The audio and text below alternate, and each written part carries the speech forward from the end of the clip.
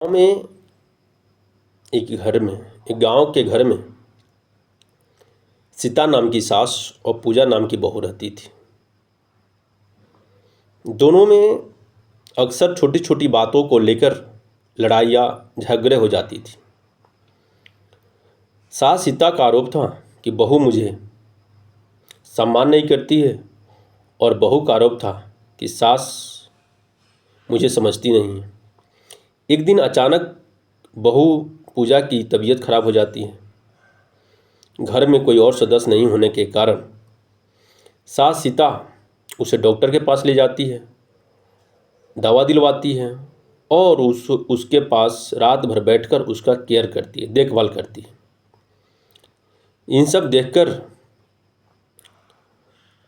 पूजा सोचती है कि सास मेरे लिए कितना सच्चे दिलों से चाहती है, मेरा केयर करती है, मेरा देखभाल करती है।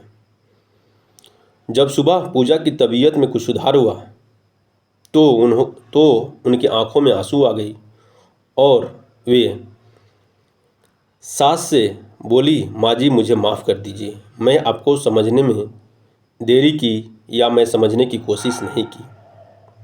इस पर सास सीता ने प्यार से बहू पूजा के सिर पर हाथ रखकर बोली, बेटी, सास बहू का रिश्ता झगड़े का नहीं बल्कि माँ बेटी जैसी होनी चाहिए।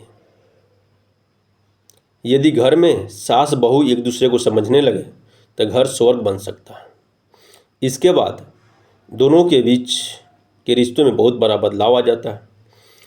दोनों एक दूसरे के साथ मिलकर कामें करने लगती है, बातें करने लगती है और एक दूसरे का सहारा बन जाती है।